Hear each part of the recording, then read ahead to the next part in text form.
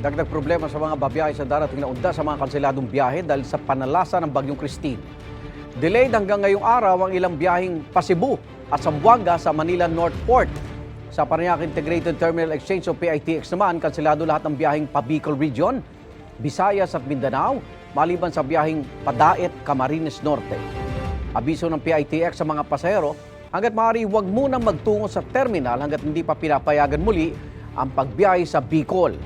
Ang mga nasa terminal naman o mga walang kakayang magpabalik-balik, maaari namang maghintay roon. Payo naman ng Land Transportation Office, iwasan munang bumiyahe sa Bicol at Visayas Region dahil may mga kalsada pa ring hindi madaanan kasunod ng bagyo. Ito'y para bigyan daan din ang mga truck na nagdadala ng relief goods sa mga nasalanta.